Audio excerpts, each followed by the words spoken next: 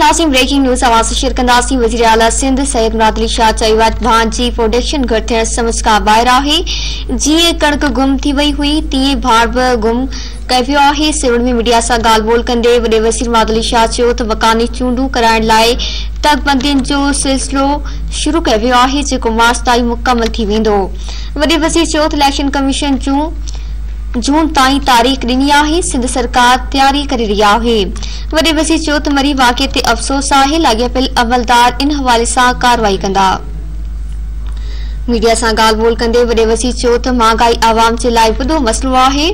विचोलो तबिको इन मसइले खां परेशान आहे। हर शइ महांगी थी रही आहे। वज़ीर आज़म खे पीएम हाउस में आवाम जी तकलीफ़नि जो अंदाज़ो न थी रहियो आहे। हिकु सवाल जे जवाब में वॾे वज़ीर चयो त जामशोरो ज़िले में अमन लाइ हर मुमकिन कदम खणी रहिया आहियूं।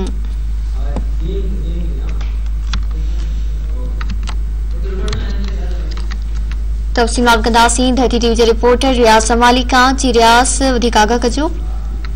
जी बिल्कुल मुराद अली शाह एक ॾींहं जे दौरे ते अॼु शहर में जेको आहे पंहिंजो विजय जेको आहे अज़ीज़ सिद्ध आसिफ अली शाह जी जेको कज़न आहे हुनजी शादी जे तक़रीब में शिरकत कई। उन खां पोइ जेको आहे सो सेवन शहर जो जेको तारीख़ी किलो आहे उन जे पोइ जेको आहे सो पीर कतर रखी वञी इफ़्तिताह कयो। उन मौक़े ते जेको आहे सो पंहिंजे मीडिया सां ॻाल्हाईंदे चयो आहे त सिंध जेका आहे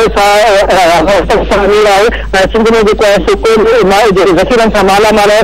ऐं उन्हनि जेके बलदाती इलेक्शन जो जेको आहे सो मार्च में थींदो जेको कोड मौजूदु थींदो सरकार हिन वक़्तु जेको आहे सो पूरे पाकिस्तान जेको आहे सो महांगाई जो जेको सो दलदल में फाथल आहे। भाण खंड जेके खोसा जेके शयूं आहिनि उहे अण में बीठी हुनखे हथ सां जेको गाइब करे जेको पाकिस्तान में आवाम आहे उनखे तबाह कयो पियो। हिन चयो आहे त जेको बिलावल साहब जेको ऐलान कयो आहे सो चेयरमैन असां लॉन्ग मार्च कंदासीं ऐं वफ़ाक़ी हुकूमत खे जेको आहे सो घर भेरो कंदासीं। सिंध जेको आहे सो पंहिंजे जेके नागन आहे जेके पंहिंजा सकाफ़ती नाग आहिनि उनजी मालिकी करे ॼाण थी। ऐं जेको वधीक चयो आहे त सेवन किलो जेको आहे सो हिकु तारीख़ी हैसियत रखे थो। तक़रीबन 750 साल जेको क़दीम आहे। ऐं उनखां पोइ जेको आहे सिंध अंदरि खोड़ तफ़सीली नाग आहिनि जंहिंमें एशिया जी सभु वॾी मंछी धंध आहे। उनखां पोइ जॾहिं जॾहिं गोरख जबल रनीकोट समेत जेके बि तारीख़ी नाग आहिनि असां हुनजी मालिकी करे ॼाणूं था। हिन वधीक जेको साम्हूं खां ॻाल्हाईंदे चयो त हिन जेका आहे सो जेके माण्हू जेके आहिनि सो महांगाई जी टकी में जेको पीड़िजी रहिया आहिनि छाकाणि त वफ़ाक़ी हुकूमत खे तयारी न आहे। वज़ीर आज़म जॾहिं वेंदो आहे त हुनखे इहा ख़बर कोन पवंदी आहे त हिन वक़्तु जेका पाकिस्तान मैशियत छा आहे। ऐं जेको हमेशह इहो मिसाल ईंदो आहे त पाकिस्तान में जेको आहे सो सॼी दुनिया खां जेके सस्ती शयूं मिलंदियूं वज़ीर आज़म वाज़ह करे त वज़ीर आज़म करे कंहिं दुकानदार करे का शइ वरिती आहे त उनखे महांगाई जो अहसासु थिए। हिननि चयो त पाकिस्तान पीपल्स पार्टी हमेशह जेका आवामी ख़िदमत कई आहे ऐं आवाम जी ख़िदमत कंदी रहंदी।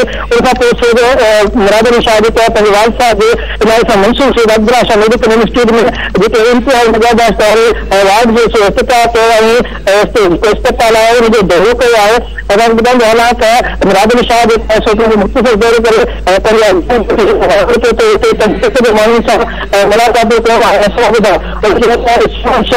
जेके ब्यूटिफिकेशन जे हवाले सां जेके कम में सुस्त रफ़्तारी थी आहे ऐं शहर जा माण्हू जेके मुश्किलातुनि खे मोकिलनि था त जेके शहर जे अमन अमान जे हवाले सां उन्हनि चयो आहे त सेवन शहर मां खोड़ सारी शिकायतूं मिलियूं आहिनि त सेवन शहर जो जेको अमन अमान आहे उहो जेको आहे सो दायत लॻल आहे। जेको यकीन लॻल आहे त मां आईजी सिंध सां जेको आहे सो जेको मुलाक़ात करे जेको अमन अमान खे बहितर नमूने सां जेको आहे सो यकीन बणाईंदो ऐं असांजी कमी आहे त जेको आहे सो अवाम जी ख़िदमत कयूं। जी महिरबानी रियाज़ समाली तफ़सीलनि जे लाइ।